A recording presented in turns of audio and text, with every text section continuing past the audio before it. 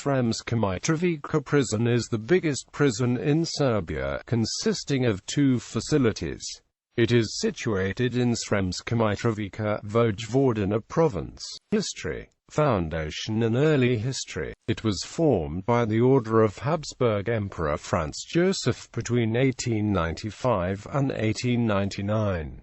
From 1918 to 1941, it functioned under administration of the Kingdom of Yugoslavia and after 1944 under administration of the Socialist Federal Republic of Yugoslavia. Yugoslav Wars period. During Yugoslav Wars, some Croatian prisoners of war were kept in this prison. The main prison facility, the largest known in Serbia, was opened from November 1991 to August 1992 and was a scene where many prisoners were tortured, abused and raped. At least 25 prisoners were killed in front of witnesses, but the actual number is believed to be much higher. International organizations collected detailed information from reports, inspections and survivors regarding Sremska Mitrovica prison. One of the 2 facilities making up the prison is Sremska Mitrovica, Fruška Gora, which was a secondary location where an unknown number of detainees were kept.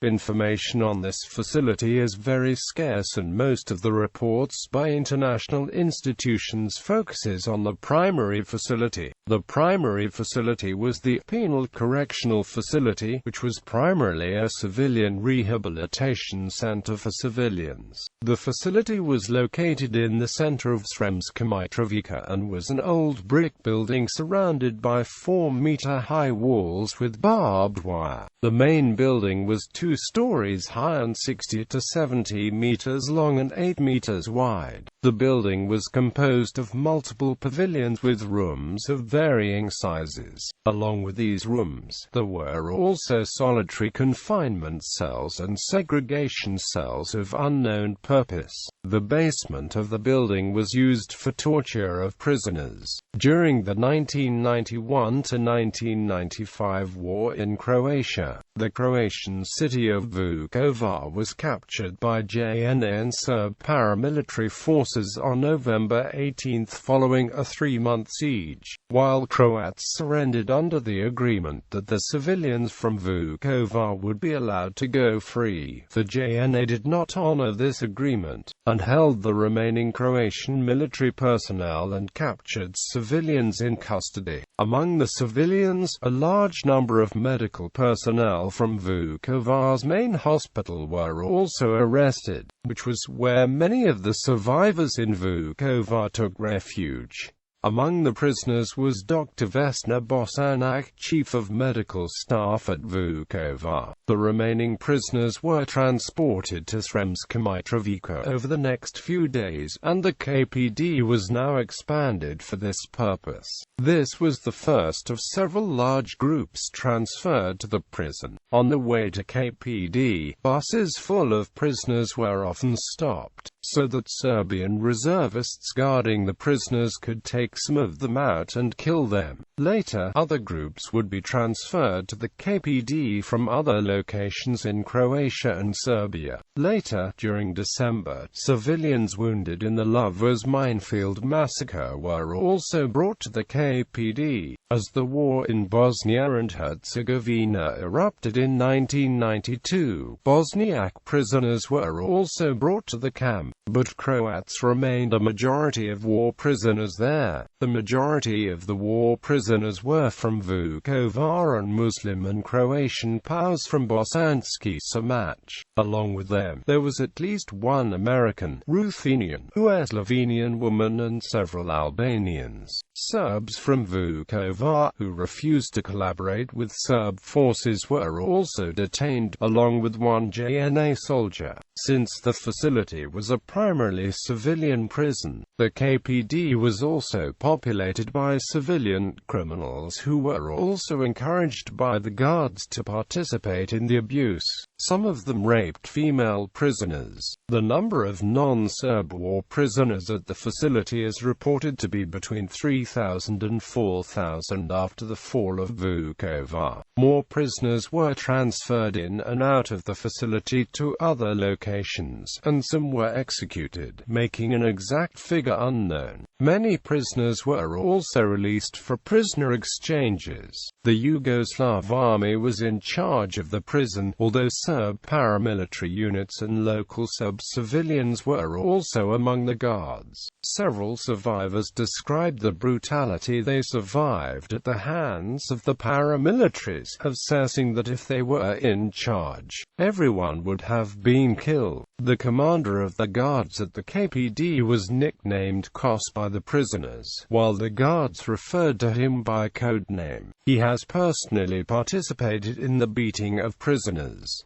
He is believed to be a JNA captain. The guards were a wide collection of JNA reservists, military police, paramilitaries and local Serb civilians who sometimes came to the camp simply to abuse and beat up the prisoners. 5 prison guards were JNA privates in KPD for military training. They regularly tortured the inmates and killed at least 18 prisoners. 4 Serbs from Vukovar knew some of the prisoners and inflicted the worst beatings and torture and were brought into interrogations of the prisoners. 2 of them were called executioners by the prisoners. In January and February 1992, some of the original guards were replaced by 18 to 20-year-olds who increased the frequency and severity of the beatings. The guards were again replaced in March, following Red Cross requests, and food was improved. Following reports on the prison, International Committee of the Red Cross first visited the detention facility on December 2,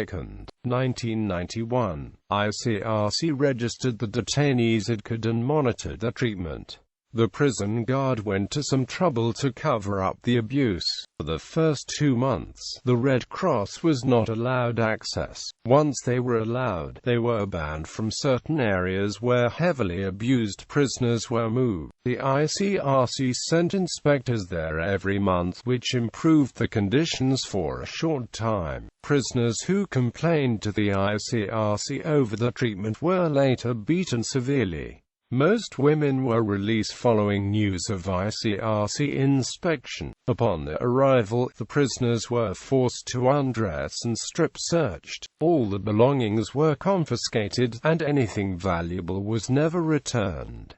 The prisoners were put in rooms with wooden floors and no beds. Nearly 100 prisoners were situated in rooms between 50 and 92 square meters, which forced some prisoners to stand so that others could sleep. In such conditions, no one was able to lie down on the backs. Wounded and sick were held among the general population and were denied medical treatment unless absolutely necessary. Since a number of hospital staff was also held, they tended to the wounded prisoners but were denied medication and equipment. Many wounded died because of this treatment.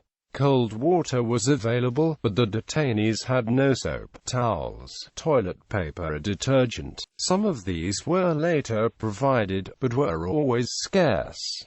Consequently, hygiene was non-existent. For months, the prisoners weren't able to shave or wash and became infested with lice, upon which they were sprayed with insecticide by the guards. The prisoners were given soap and toilet paper only when the commission came to inspect the camp, but these were taken away the moment the inspection ended. After 2.5 months, the prisoners were finally allowed to bathe due to ICRC pressure, which occurred only during inspections. During the night, a strong light was constantly on, preventing prisoners from sleeping easily. The prisoners were fed food they described as terrible and horrible, and the portions were inadequate. Most prisoners lost weight, some up to 30 kilograms. Some were not fed at all for the first 2 days after the surrender. Prisoners were sometimes forced to eat unplucked chicken and never received any fruit or vegetables.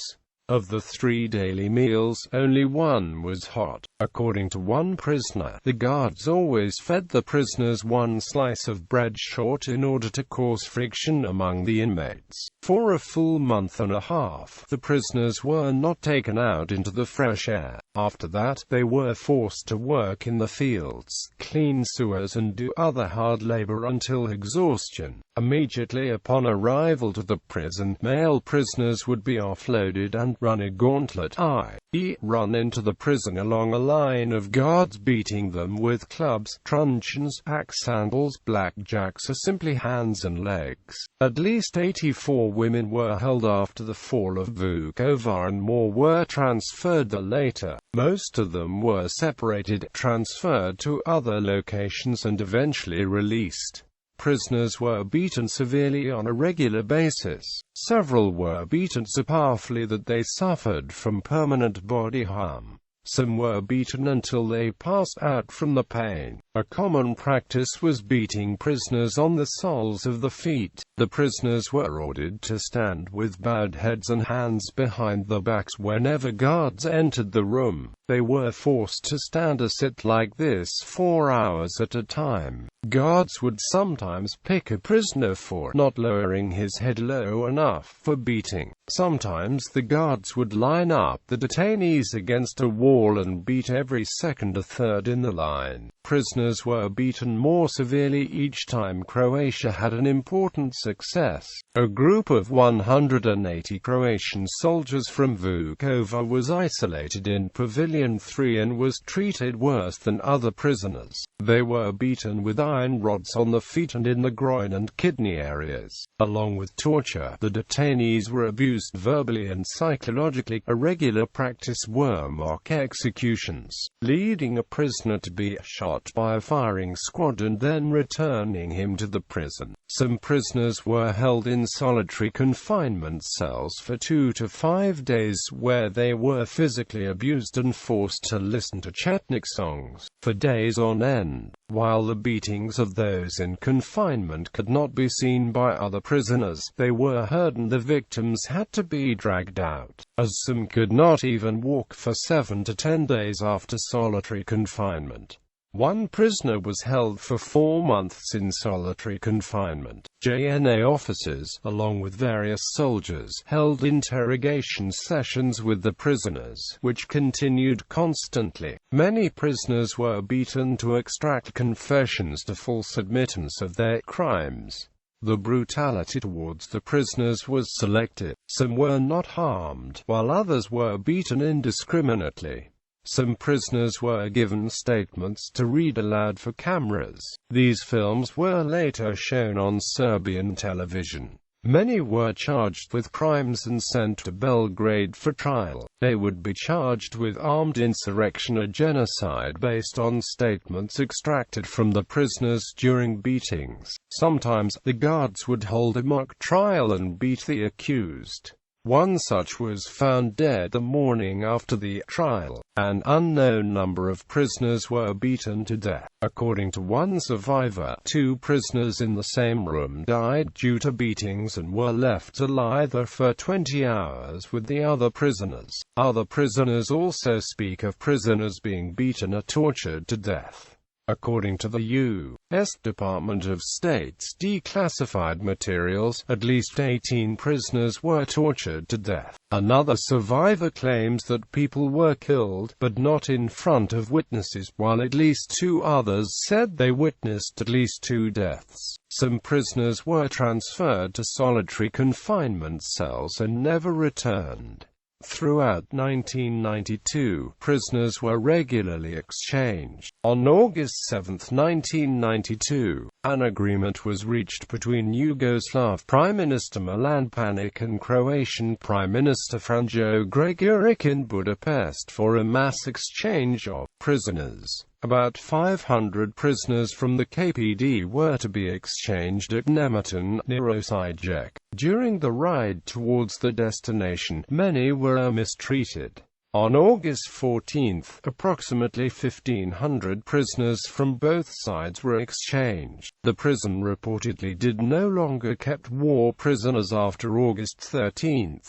Some of the inmates survived for 9 months in the prison. According to the Croatian Society of Serb concentration camp inmates, 8,000 Croats went through Serbian prison facilities, 300 of whom never returned. The Sremska Mitrovica prison was prominently mentioned in ICTY trials to Slobodan Milosevic and Veselin Slavakanin, as many survivors testified there. Following the democratic changes in Serbia, the prison function was also expanded to hold Serb war criminals from the wars in Croatia and Bosnia.